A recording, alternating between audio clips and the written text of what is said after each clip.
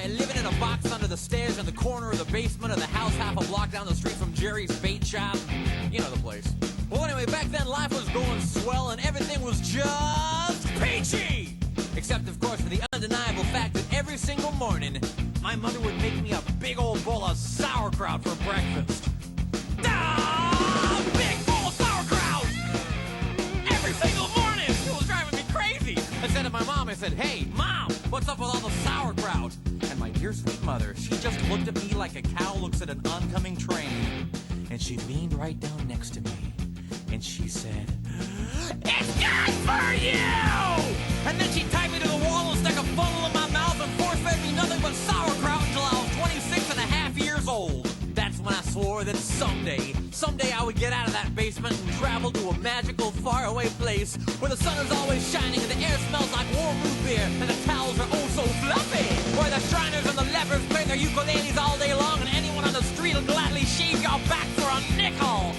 Waka waka doo-doo, yeah! Well, let me tell you people, it wasn't long at all before my dream came true. Because the very next day, a local radio station had this contest to see who could correctly guess the number of molecules in Leonard Nimoy's butt.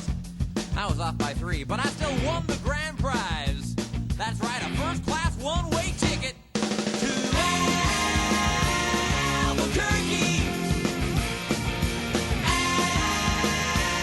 Albuquerque.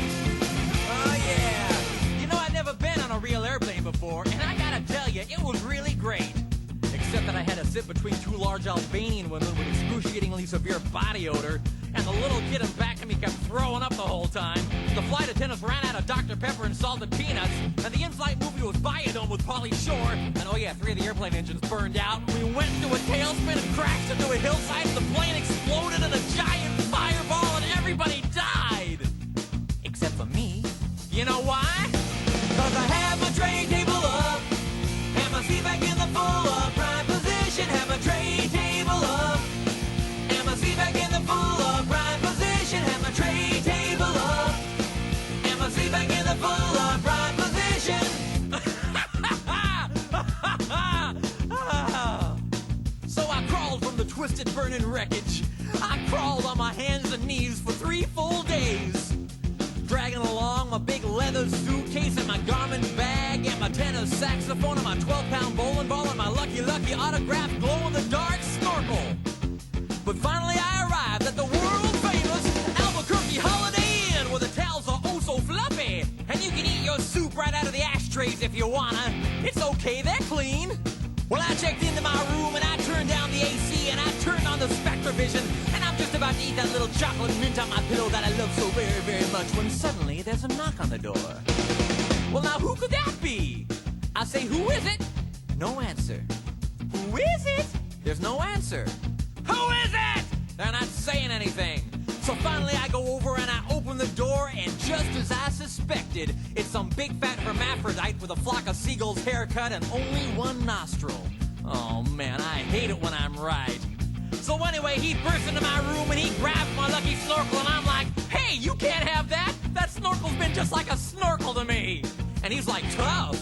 And I'm like, "Give it!" And he's like, "Make me!" And I'm like, "Okay."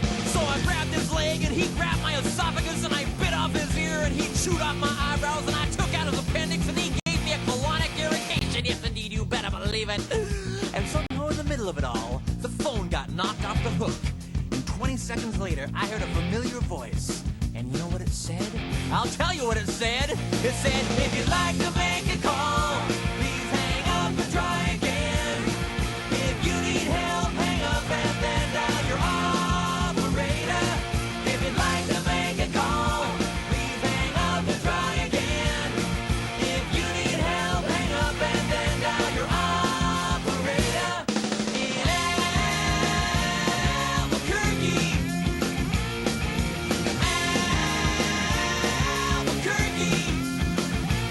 well, to cut a long story short, he got away with my snorkel. But I made a solemn vow right then and there that I would not rest. I would not sleep for an instant until the one-nostriled man was brought to justice. But first I decided to buy some donuts. So I got in my car and I drove over to the donut shop and I walked on up to the guy behind the counter and he says, "Yeah, what do you want?" I said, "You got any glazed donuts?" He said, "No, we're out of said, well, you got any jelly donuts? He said, no, we're out of jelly donuts. I said, you got any Bavarian cream-filled donuts? He said, no, we're out of Bavarian cream-filled donuts. I said, you got any cinnamon rolls? He said, no, we're out of cinnamon rolls. I said, you got any apple fritters? He said, no, we're out of apple fritters. I said, you got any bear claws? He said, wait a minute, I'll go check.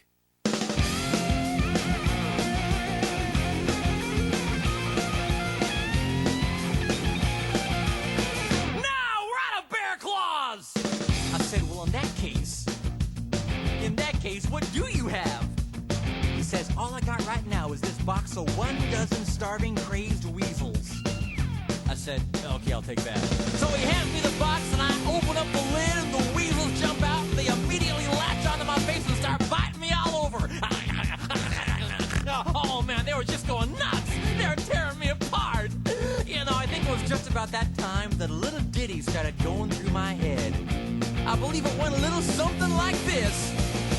Oh, get him off me! Get him off me! Oh, get him off! Get him off! Oh, God! Oh, God! Get him off me! I ran out into the street with these flesh-eating weasels all over my face, waving my arms all around and just running like a constipated wiener dog. And as luck would have it, that's exactly when I ran into the girl of my dreams. Her name was Zelda. She was a calligraphy enthusiast with a slight overbite and hair the color of strained peaches. I'll never forget the very first thing she said to me. She said, hey, you got weasels on your face. That's when I knew it was true love. We were inseparable after that.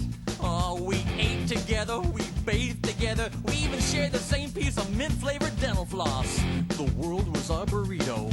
So we got married and we bought us a house and had 2 beautiful children, Nathaniel and Superfly. Oh, we were so very, very, very happy. Oh, yeah.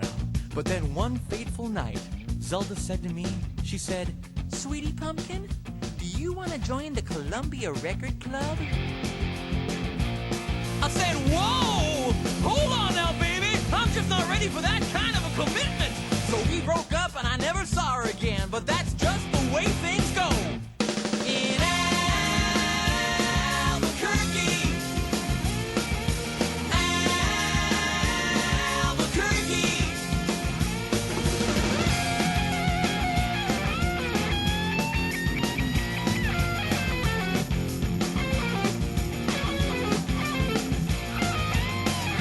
things really started looking up for me because about a week later, I finally achieved my lifelong dream. That's right, I got me a part-time job at the Sizzler. I even made Employee of the Month after I put out that grease fire with my face. Oh yeah, everybody was pretty jealous of me after that.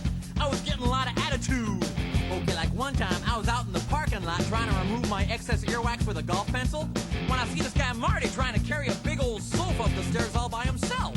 So I say to him, I say, hey, you want me to help you with that? And Marty, he just rolls his eyes and goes, no, I want you to cut off my arms and legs with a chainsaw. So I did. And then he gets all indignant on me. He's like, hey man, I was just being sarcastic. Well, that's just great. How was I supposed to know that?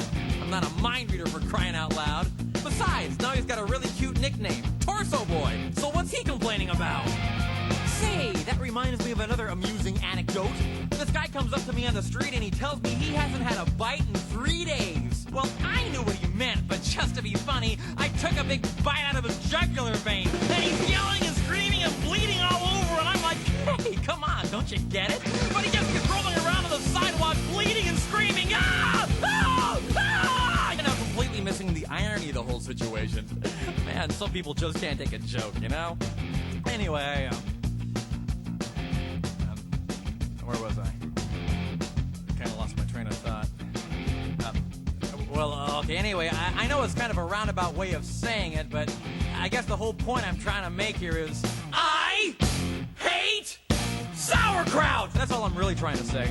And by the way, if one day you happen to wake up and find yourself in an existential quandary, full of loathing and self-doubt and racked with the pain and isolation of your pitiful, meaningless existence, at least you can take a small bit of comfort in knowing that somewhere out there in this crazy old mixed-up universe of ours, there's still a little place